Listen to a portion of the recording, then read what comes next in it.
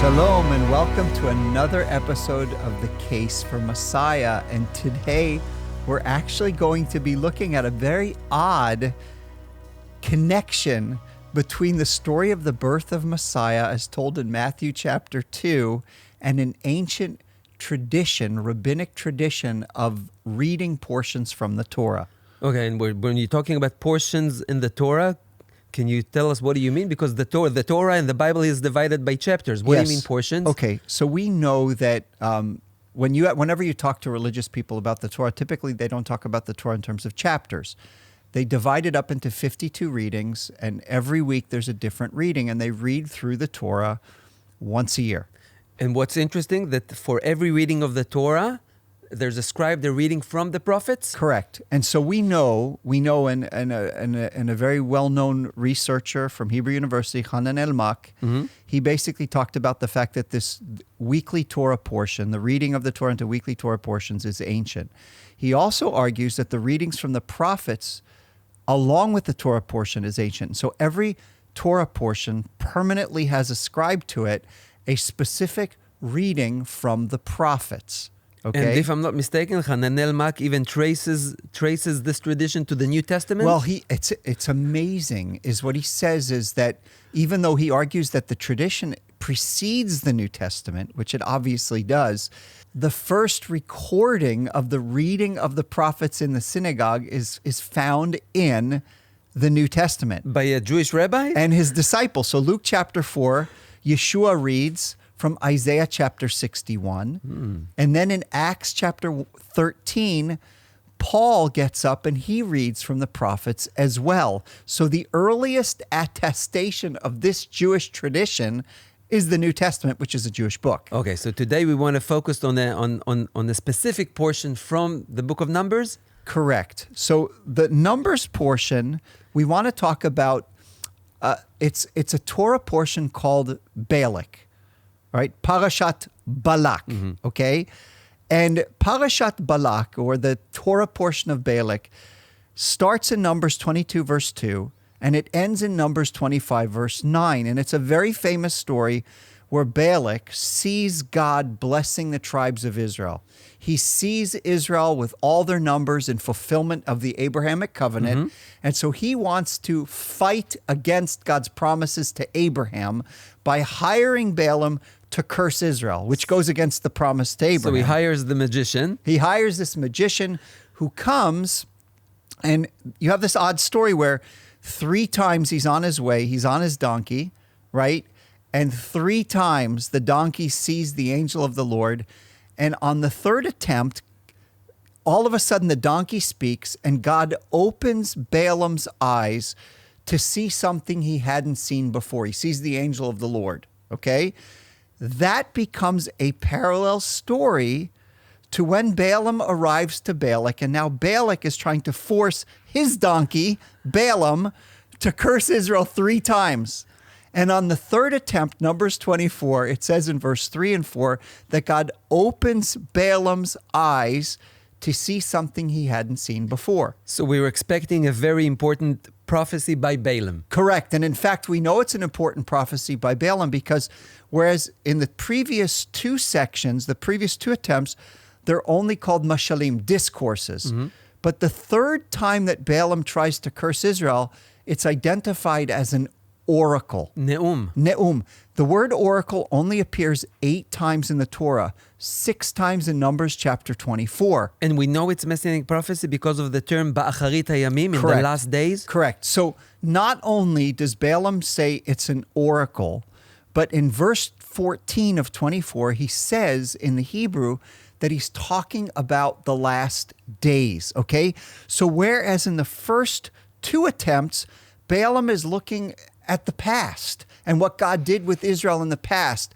But in chapter 24, he starts to speak about what God will do in the future. And the past becomes a picture of what God will do in the future. Okay, so you want to read specific verses from this portion? Correct. So in Numbers 24, verses 7 through 9, Balaam starts to speak about, and this is the 3rd attempt, it's an oracle, he's got the Spirit of the Lord upon him.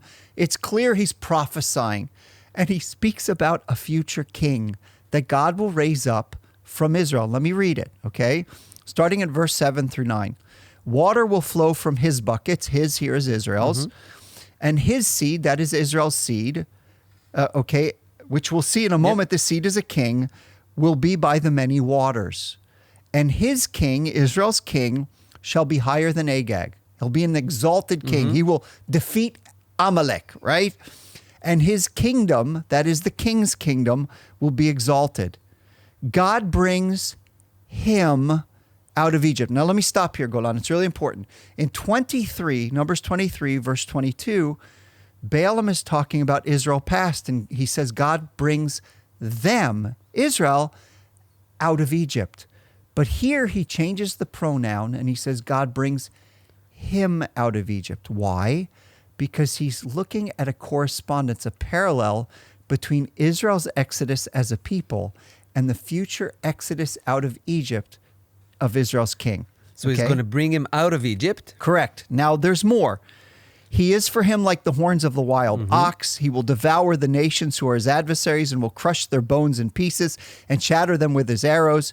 He couches, he lies down as a lion, and as a lion, who dares rouse him up? And here's how we know that this king is the Messiah, because this language of couches, lying down like a lion, who dares rouse him up, comes directly from Genesis 49? Genesis 49, which is Jacob's oracle or blessing for Israel in the last days. Genesis 49, verse 1, he's speaking about the last days, and in verses 8 through 12, about a king that God will raise up out of the tribes of Israel. Tribe of Judah. Out of Judah. Correct. Okay. So we have a king coming out of Egypt. Correct. And he's from the tribe of Judah. Correct. Oh. And so he goes on to say, in fact, in Numbers 24:17, he talks about this king as the scepter, which is interesting because it's the same language as Jacob. So what we have here is a future oracle, a prophecy about God bringing Israel's king out of Egypt. Okay, now you started telling us that there's a portion of the Torah. Correct. And to each portion of the Torah, correct, ascribe the portion from the prophet. So correct. Now I'm waiting to hear. So guess what is traditionally the portion from the prophet to this portion from Numbers? Okay, you'll never guess. I'll have to tell you. So the passage from the prophets that's chosen with this prediction that God would bring the Messiah out of Egypt is Micah chapter 5. And we're talking about ancient tradition. This is not made up 20 years ago. This is pre-Christian tradition. Wow. This is before Yeshua was born. And what we have is a pairing of Micah chapter 5, which is the prediction of the Messiah's birth in Bethlehem, with a prediction of God bringing the Messiah out of Egypt. And this is, now going back to Hananel Mak, this is read in the synagogue? Okay. So what Hananel Mak does in his article, he talks about, for instance, in Luke chapter 4, Yeshua reads from Isaiah chapter 61 about the Spirit of the Lord, but he notices that prophetic portion, that specific one is no longer read in the synagogue. It's a few verses later. And he talked about in several... What's his theory? So he argues that a lot of times these prophetic portions that specifically touch on passages that are key to the New Testament identification of Yeshua as the Messiah are no longer read in the synagogues, okay? So what's interesting is that the Torah portion, or the prophetic portion now, starts in Micah chapter 5. I believe it's in verse 6. But what's amazing is a few verses earlier, verse 1 in the Hebrew, verse 2 in the English, is this amazing prediction which I want to read. Yeah, please. Okay. Micah 5:2 in English, 5:1 in Hebrew. But as for you, Bethlehem Ephratah, too little to be among the clans of Judah, from you one will go forth for me to be ruler in Israel. His goings forth are from long ago, from the days of eternity. Okay, so can you connect the pieces now? Well, Golan, the prediction of the Messiah being brought out of Egypt, coupled with a prediction of the Messiah being born in Bethlehem, does this remind you of any passage in the New Testament? Not only that, but out of Bethlehem from Judah. Yes. Right? So, and that's important because we saw that the language in Numbers has to do with Genesis 49, also talking about Judah. So here, really, you tied the connection. So this is an ancient tradition that predates the New Testament, But does this remind you of any passage in the New Testament? Can you please read my Matthew 2? So in Matthew chapter 2, we're going to read a few verses that just, it's Matthew obviously understood the Torah portion. He understood the prophetic portion, and he saw it united in the birth of Yeshua. He connects the dots. Correct. So let me read Matthew 2:2, verses 4 through 6, and then verses 14 through 15. Now, after Yeshua was born in Bethlehem of Judea in the days of Herod the king, Magi from the east, much like Balaam, arrived in Jerusalem saying, "Where is he who has been born King of the Jews? For we saw his star." That's from Balaam's oracle. Numbers 24, verse 17. And we know that it's a messianic prophecy even in rabbinic tradition. Correct. This star. So we saw his star in the east and have come to worship him. So then it says they gathered together all the chief priests and scribes of the people. He inquired of them where the Messiah was to be born. They said to him, "In Bethlehem of Judea. Whoa. For this is what has been written by the prophet. And you, Bethlehem, land of Judah, are by no means least among the leaders of Judah, for out of you shall come forth a ruler who will shepherd my people Israel." So we have obviously this connection to Balaam's oracle. We have this connection to the readings from the prophets, but then it goes on in verses 14 through 15. So Joseph got up and took the child and his mother while it was still night and left for Egypt. He remained there until the death of Herod, for this was to fulfill what had been spoken by the Lord through the prophet, "Out of Egypt I have called my son." Wow. So we have a star, we have Bethlehem, we have Egypt, and we have out of Egypt. It looks as if Matthew really connected the dots, connected the Torah portion with the prophets. And so here we see, assuming Mac's theory is true, and I believe it is, we actually see ancient evidence for the linking of the exodus of the Messiah out of Egypt with the birth of the Messianic king in Bethlehem as this Messianic prophecy.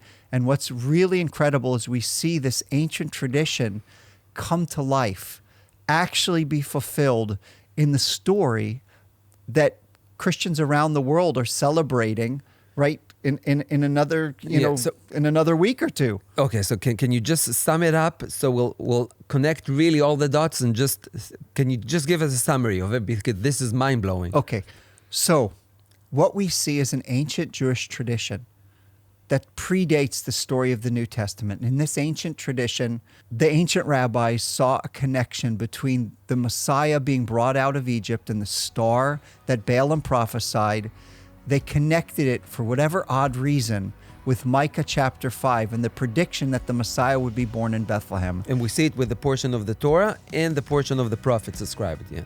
And Matthew connects this tradition with the birth of Yeshua, the Messiah. And so we see in Matthew chapter 2 the coming together both of the Torah portion and the prophet section that's read, beautifully coming together in the story of the birth of our Messiah. And there's even a verse in that chapter which says this is all to fulfill what the prophets had said, Correct. right? Matthew is saying it? Matthew chapter 2, verse 23. This was to fulfill what was spoken through the prophets. And so we would encourage you to look, to study the scriptures and see that Yeshua really is the promised Messiah of Israel. This Jewish man that the world celebrates, he also came for our people, the Jewish people. Amen? Amen. Thank you, Seth.